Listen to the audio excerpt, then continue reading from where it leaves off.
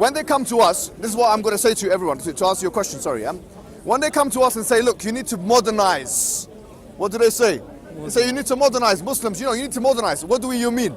Come on, tell me, white man, what do you mean by, sorry, what do you mean by modernize? I want to know what you mean, yeah? Okay, he'll say, look, and by the way, when I say white man, I'm not talking about, I'm talking about, Western. Yeah, the Western man. What do you mean? What do you mean by it? All right, I'll tell you what you mean. You mean become more liberal, because that is the dominant ethic in the Western world, yes? Okay, now I'm liberal. I've embraced liberalism. Brother, okay, what do we do? Let's go look at the liberal books.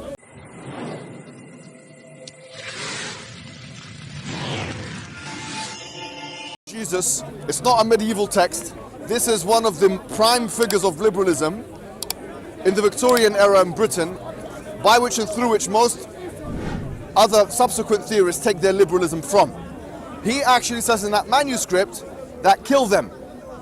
Yes, he says kill them, kill them. If you have to kill many of them, kill them. In other words, it seems to me, and Immanuel Kant has some similar sayings, it seems to me that the question we should be asking is not whether Islam allows apostasy law, it's whether liberalism allows apostasy law. Because actually, when we look at the primary source materials of the most regarded liberal theorists, the highest, the founding fathers of liberalism, it would seem that a social contract theory could in fact facilitate of a kind of apostasy law, right? That's from a liberal perspective. Islam is something quite similar in many ways, but has some fundamental differences. So, Hudayf ibn Yaman, who's one of the Prophet's companions, he had a list of people who are munafiqun.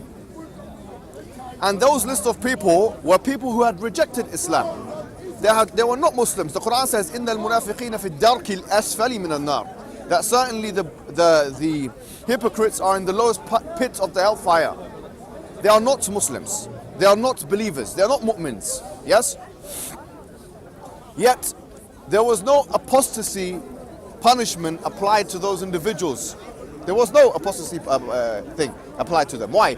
Because it regarded to personal belief. So I'll be unequivocal in saying this. That which regards to personal belief is different from that which is expressed publicly, and thereby, from a liberal perspective, before it even becomes an Islamic one, ruptures the social contract.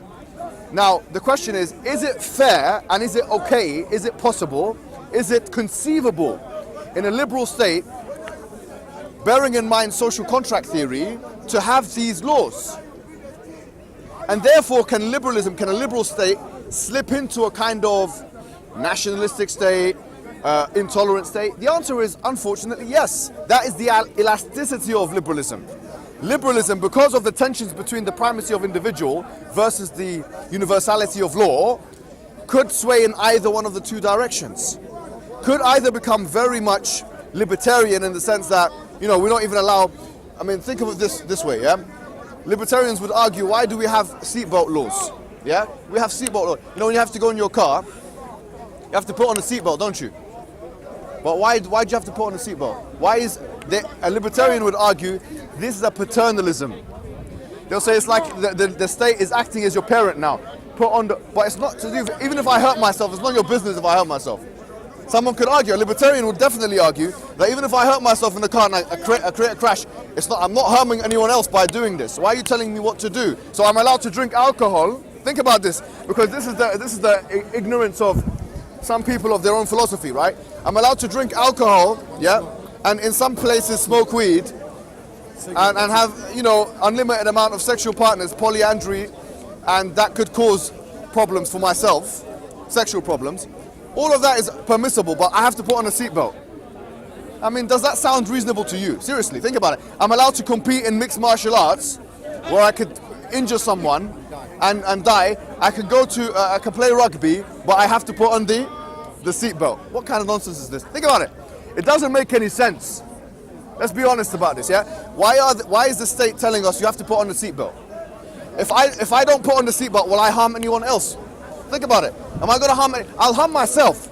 Yes, you do. Yes, but I'm not going to harm anyone else by not putting my seatbelt. From the window and you might keep the child walking on Yeah, but if I hit the... No. My point is this. My point is that liberal philosophy can go in two different ways, yeah?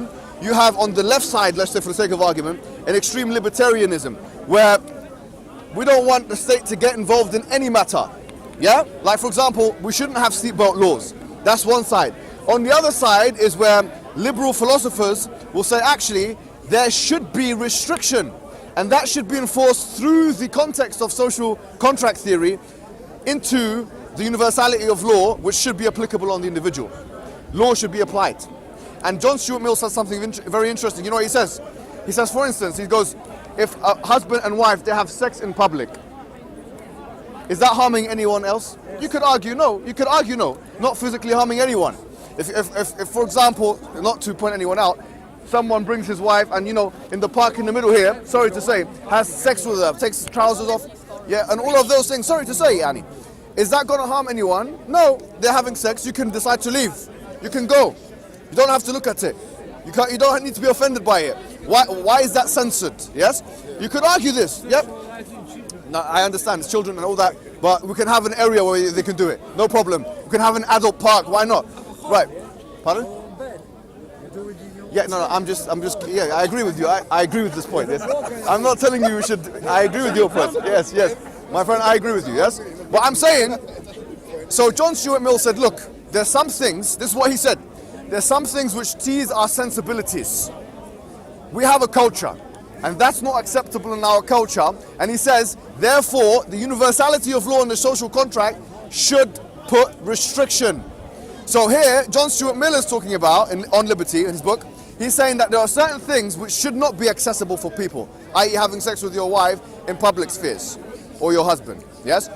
So the question is, now here's the real question, what should be allowed to be done in publicly without fear of reprisal or otherwise a fear of a consequence from the law? This is a thing that liberals struggle with. That's why you have different schools of thought within liberalism, and that's what I'm talking about, elasticity of liberalism. Yeah, it's not something which, okay, I'm a liberal now. Now, the question is, when they come to us, this is what I'm going to say to everyone, to answer your question, sorry, yeah? When they come to us and say, look, you need to modernize, what do they say? They say, you need to modernize. Muslims, you need to modernize. What do you mean? Come on, tell me, white man, what do you mean by, sorry, well, yeah, what do you mean by modernize? I want to know what you mean, yeah? Okay, he'll say, look, and by the way, when I say white man, I'm not talking about, I'm talking about, Western. Yeah, the Western man. What do you mean? What do you mean by it? All right, I'll tell you what you mean. You mean become more liberal, because that is the dominant ethic in the Western world, yes? Okay, now I'm liberal. I've embraced liberalism. Brother, okay, what do? Let's go look at the liberal books. Let's look at the works of John Locke and John Stuart Mill and Rousseau. Pardon? I go to Saudi Arabia, yeah? Yes. Yeah, I have to follow I'm not an ambassador for Saudi Arabia. Yes, I agree with you. Wallahi, I don't... I agree with this point. Yeah, I agree with that point. Yeah, I agree. Finish your point. Yeah, sorry, going back. I'm a liberal now, yeah? So yes, I've embraced liberalism. Let's go to the books of the liberals. So we find within the books of the liberals, you have a spectrum of understanding of to what the main question is, to what extent should the government intervene? And you don't have one answer for that. You have 10 answers from 10 different liberal thinkers. Yes? And so here's what I'm saying to you is that going back to apostasy law, yeah, going back to apostasy law, I'll come to you, I'll speak after because I can't. Yes, I agree. I agree with you, brother. Yes. We have to have rules. Yes, that's my argument. I agree with you. Yes, I agree with you. Yeah, the man made a good point there. You must have rules, otherwise people will be chaos, anarchy. He's right. But the question is this. Yeah, think about it. Have you ever thought about this before? They talk about human rights. So, to what extent can a liberal state institutionalize a law, universalize it, and apply a death penalty for those who don't go against it? Well, according to John Locke, according to John Stuart Mill, according to Immanuel Kant, according to John Rousseau, according to almost even Voltaire, I believe as well, according to almost every liberal, they have full right to do that because of the social contract. Therefore, don't tell me about liberalism. I mean, that's the issue here. They come with a false pretense. They don't even know their own philosophy. That's the issue. They don't even know their own philosophy. That's why America gets away with death penalties. They have a death penalty in America. It's not against liberalism to have a death penalty. It's not against it. Can you ask? Yes, sir. Yes, sir. You might be able to answer. Yes, sir. How did the government come about? That's a political question. If you're asking about Parliament, obviously you're going back to Charles II and his, but we don't want to go with this country. There's a whole tradition, isn't it? If you want to go back to William II, William I, William the Conqueror, the 1066. I don't know how far back you want to take this. We can talk after. It's a long. Where do I go? No. Edgar of Etherling. Or should I go back to the Normans? I don't know. So here, ladies and gentlemen, don't be deceived. Is my point. When you ask, this is the presupposition which we have to investigate. Because when they say human rights, what do they actually mean? They mean 1948 Convention of Human Rights that was put in place after World War II. That's what they mean, right? All right. So that convention, if you read it, it's got 30 articles. It's got 30 different points. 30 different points. In every one of those 30 different points, you have the right of this, the right of that, the right of this, the right of that. Now, There's 5 basic human rights: right to live, right to shelter, right to water, right to food, and I think the right to something. here's my criticism of the whole thing. I've got a criticism of the whole thing. I've got a criticism. Do you know when you tell someone you've got a right to do something? If I tell you, brother, you have the right to do this, you know? Do you know what it's telling you to do? To be entitled. That's what it's telling you to be, right? So it's a negative way of asserting something. I say, look, you have this right. It means you are entitled to this. The question is, why does the UN Declaration of Human Rights 1948 not have anything on responsibilities? Because by telling you have a right, it's telling you what you deserve, but it's not telling you what you need to do. And that's the problem with a lot of the rights culture that we have at the moment. You have the right to this, you have the right to that. You have a child has a right to education, but a teacher does not have a responsibility to teach. How does that even work? You need to counterbalance rights with responsibilities. That is a communitarian criticism which has been made of liberal human rights culture. Look, I want to wrap up by saying, in the context of the West, we don't believe in, if someone changes their religion, yes, whatever, hi, you're okay. Hello there. We don't care. If they're Muslim, we don't go there. Even in the context of an Islamic state, we don't care about personal beliefs. The extent to which we care about personal beliefs is the extent to which it's connected with concepts of rupturing a pre-existing social contract which is put in place with the permission, yes, of that individual. Because they have to do bay'ah, they have to pledge allegiance, they have to give legitimacy to that state. So, in sum, I would say the punitive laws of Islam, and this is my final statement. Every single punitive law in Islam, the death penalty, what they call the ridda punishment, every single one of them can be justified not Islamically through liberalism and through the social contract. Yes, we would be going away from libertarianism, but you can justify it through the universality of law.